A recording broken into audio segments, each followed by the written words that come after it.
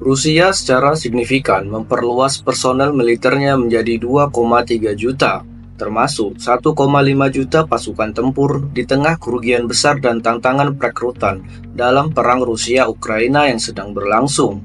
Seperti yang dilaporkan oleh sumber militer Ukraina dan penilaian intelijen yang dideklasifikasi, Presiden Rusia Vladimir Putin telah mengumumkan peningkatan substansial dalam personel militer negara itu yang bertujuan untuk mencapai total 2,3 juta dengan 1,5 juta diantaranya adalah personel tempur. Keputusan ini yang berlaku mulai 1 Desember menandai perluasan ketiga sejak dimulainya perang Rusia-Ukraina. Meskipun populasinya mencapai 140 juta, Rusia menghadapi tantangan signifikan dalam merekrut tentara karena tingginya korban di medan perang, dengan rata-rata 1.200 kematian per hari sejak Mei. Tentara Rusia dilaporkan telah menderita lebih dari 630.000 korban, dan efektivitas tempur pasukan daratnya telah sangat berkurang, dengan kerugian hingga 87% dan 2/3 dari tank-tanknya sebelum berperang. Perang tersebut juga telah mengungkap masalah-masalah kritis dalam militer Rusia, termasuk pelatihan yang buruk, moral yang rendah, sistem komando yang tidak efisien, dan intelijen yang tidak memadai.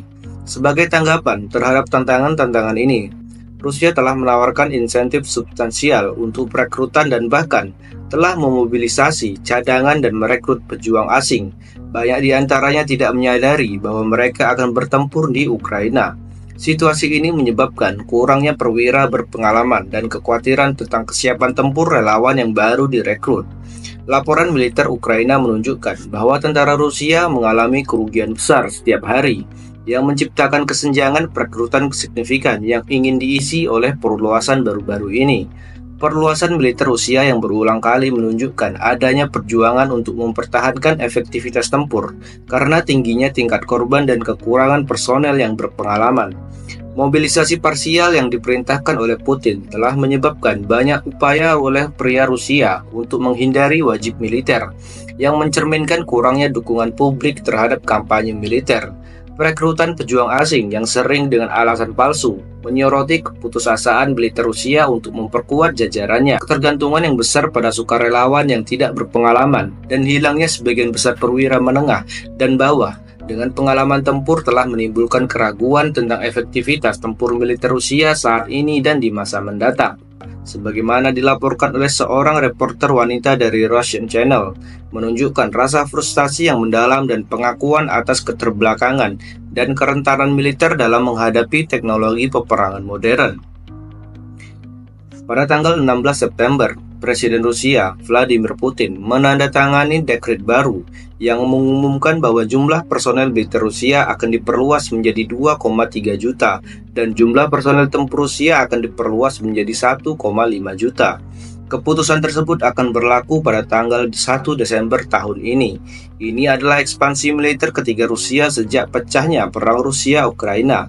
Telah meningkat 180.000 personel tempur garis depan dibandingkan dengan Desember 2023 dan akan menjadi negara dengan jumlah personel militer aktif terbesar di dunia.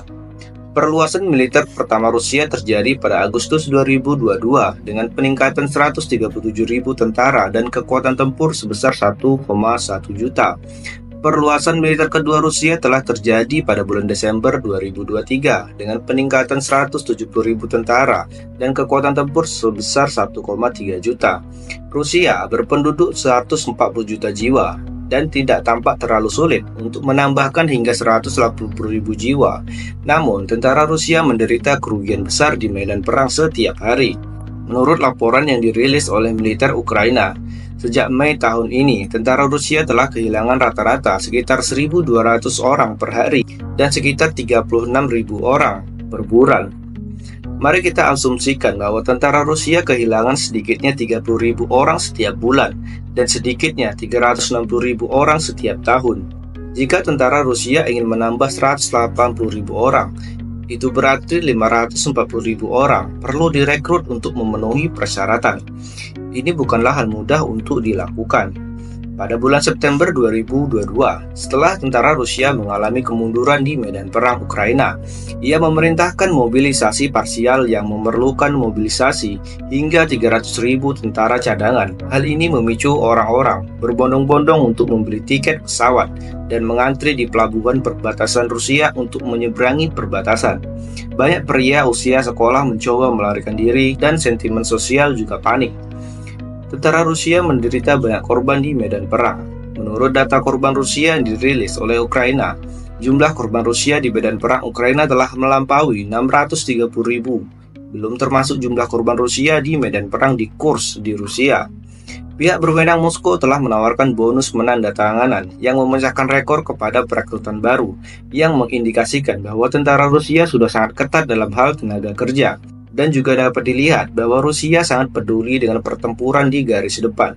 Saat perang Rusia-Ukraina memasuki tahun ketiga, korban Rusia terus bertambah, dan Presiden Putin menghadapi banyak kesulitan dalam perekrutan tentara. Oleh karena itu, seluruh wilayah Rusia juga telah memperkenalkan serangkaian insentif berbiaya tinggi untuk merekrut tentara guna menunjukkan dukungan terhadap perang Putin. Jadi, setelah hampir 3 tahun terlibat dalam perang ini, bagaimana efektivitas tempur tentara Rusia? Pada bulan Juli tahun ini, menurut penelitian intelijen terbaru yang dideklasifikasi oleh CNN, Rusia telah menderita kerugian besar dalam konflik Ukraina, dan pasukan darat aktifnya telah kehilangan hingga 87%, dan dibandingkan dengan tank sebelum perang, telah kehilangan 2/3. Tentara Rusia menderita kerugian besar dalam hal peralatan, dengan tank, kendaraan lapis baja, artileri, dan lain-lain. Kehilangan sekitar 70% dan peluru artileri kaliber besar menghabiskan lebih dari 70% inventaris. Setelah lebih dari 2 tahun berperang, pasukan darat andalan tentara Rusia, termasuk angkatan darat, pasukan udara, dan marinir, hampir lumpuh. Pasukan darat kehilangan lebih dari 60% perwira menengah dan bawah dengan pengalaman tempur yang kaya. Para relawan yang baru direkrut sangat kurang dalam pelatihan dan efektivitas tempur mereka mengkhawatirkan. Para tentara bayaran Wagner yang paling cakap di tentara Rusia terpaksa memberontak dan akhirnya menghilang. Rusia telah merekrut personal asing untuk bertempur di Ukraina, dan sebagian besar orang asing yang direkrut tidak tahu bahwa mereka akan bertempur di garis depan Ukraina. Mereka hanya menerima pelatihan sederhana dan tidak memiliki keterampilan militer sama sekali. Mereka hanya dikirim ke garis depan sebagai umpan meriam. Rusia merekrut hingga 15.000 warga Nepal untuk bertempur di medan perang Ukraina. Banyak di antaranya menderita trauma psikologis serius, dan sejumlah warga Nepal yang tidak diketahui jumlahnya hilang atau tewas. Seorang tentara Nepal yang diwawancarai CNN mengatakan bahwa warga negara dari Afghanistan, India, Kongo, dan Mesir juga menerima pelatihan sebagai pejuang asing di Akademi Militer Rusia pada tanggal 13 September. TV New Delhi melaporkan bahwa 45 warga India yang bergabung dengan tentara Rusia telah dikeluarkan dari Kementerian Pertahanan Rusia dan diizinkan kembali ke India, dan 50 warga India lainnya masih berada di garis depan Ukraina. Pemerintah India berupaya keras untuk membantu mereka kembali ke India. 4 warga India telah tewas di garis depan. Media India melaporkan bahwa sebagian besar warga India tersebut ditipu untuk pergi ke Rusia dengan menawarkan pekerjaan di Rusia, gaji yang sangat besar, dan kesempatan untuk kuliah di universitas di Rusia. Akibatnya, paspor mereka disita setelah mereka tiba di sana, dan mereka dikirim ke garis depan setelah hanya menerima pelatihan sederhana. Pada bulan April tahun ini, Putin benar-benar membersihkan Kementerian Pertahanan Rusia.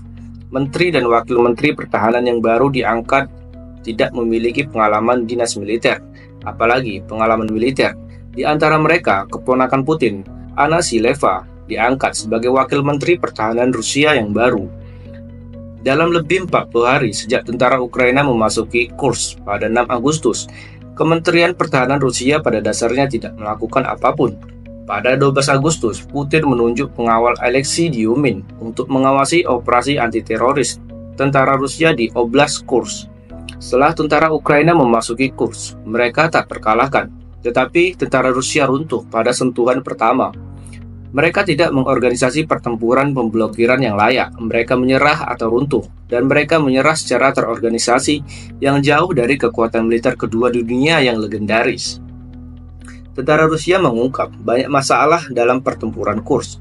Pertama, tingkat pelatihan militer dan kualitas militer para prajurit sangat buruk, moral yang rendah, dan semangat militer tersebar. Terutama pasukan Chechnya tidak melihat tentara Ukraina, tetapi melarikan diri setelah mendengar suara tembakan dan mereka masih bercampur dengan orang-orang yang melarikan diri. Kedua, sistem komando kacau, kecepatan respon lambat, dan efisiensi rendah. Bala bantuan tiba sebulan setelah tentara Ukraina menyerang. Ketiga, sistem informasi dan intelijen tidak efektif dan tidak efisien. Sebelum serangan Ukraina, tentara Rusia tidak siap dan sangat lengah. Reporter wanita saluran Rusia Astasia mengungkapkan bahwa ketika dia mewawancarai seorang komandan senior Rusia, jenderal berusia 40 tahun itu menangis. Astasia berkata, "Aku menghiburnya seperti anak kecil." Setelah sang jenderal menenangkan emosinya, ia berkata, "Kami kalah, kami benar-benar terbelakang. Kami berjuang selama lebih dari 900 hari dan tidak ada seorang pun yang mau membantu kami. Mereka semua tahu tindakan kami transparan. Tindakan apapun berada di bawah pengawasan satelit dan pesawat nirawak pihak lain. Mereka duduk di depan komputer dan mengirim prajurit kami untuk melihat Tuhan satu persatu." Dari penuturan sang jenderal, kita pun bisa memperoleh gambaran sekilas mengenai wajah tentara Rusia yang sebenarnya.